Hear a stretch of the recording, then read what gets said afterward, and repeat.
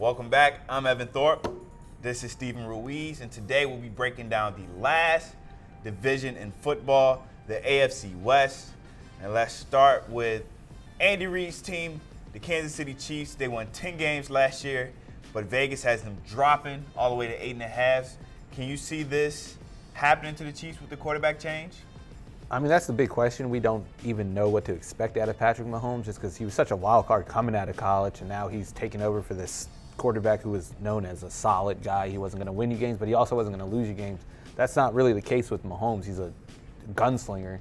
He might throw a couple picks, but he's going to throw it more downfield. I'm going to say they drop 2 games. They go back down to 8-8. All right, next up we have the team that always make that late push to try to get into the playoffs, the LA Chargers. They won 9 games last year. Vegas has them winning 9 games again. Do you see the LA Chargers winning 9 games? Sooner or later, they're going to stay healthy and not lose all these crazy games late, and they're going to be a playoff team. I think that this is the year it finally happens, I'm going to guess. They're an 11-win team. They have an 11-win type of roster. They have so much talent on both sides of the ball. Their wide receiver core is maybe the deepest in the league. The defense, they got 2 good pass rushers, a deep secondary. I'm going to say 11-5. All right, so next team we have is the Raiders. And they have a new coach. And people are expecting Chucky to improve this team that had 6 wins last year. Vegas has them winning 8. Do you think this is kind of the hype pick where they want you to think they're going to get 8 when they probably only win 7 games? Yeah, I think this number is boosted by people betting on John Gruden, expecting him to improve this team by a lot, but I don't think it's going to happen. And at the end of the day, we're just guessing because he hasn't coached in 10 years. We don't know what he's going to do. We don't even know what kind of offense he's really going to run. But I don't have high expectations for this team. The defense, I don't have high expectations for either. And Khalil Mack is holding out. We don't know how that's going to turn out. So I'm going to say under. Last but not least, we have a team that won a Super Bowl not too long ago, the Denver Broncos. They won 5 games last year. Vegas has them winning 2 more games with 7. But do you really think this is a 7-win team? No, they think their quarterback situation is improved. I don't. I don't think Keenum's much of an upgrade over Trevor Siemian. They're both similar players.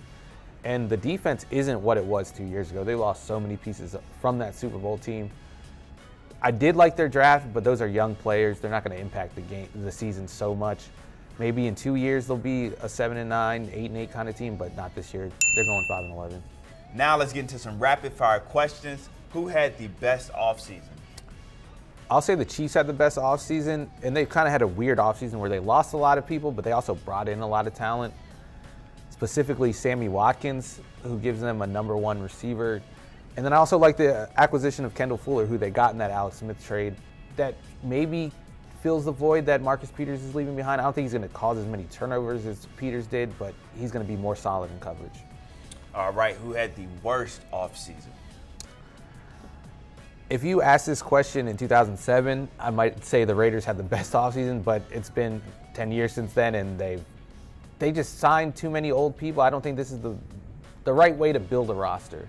You're relying on a lot of old players, and then you're relying on an old coach who the game might have passed them by to kind of put them together and put this roster together. I just think it was a bad offseason for the Raiders.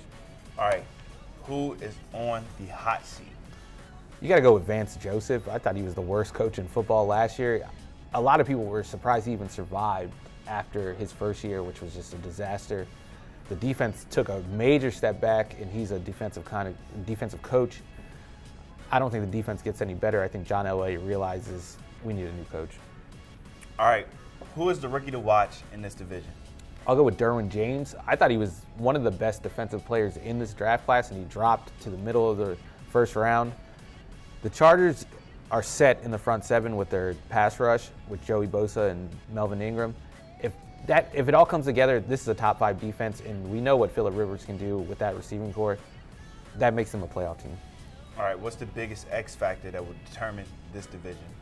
Patrick Mahomes, just because we don't know what to expect from him. And the Chiefs were one of the best teams in the league over the course of the first half. They kind of tailed off at the end.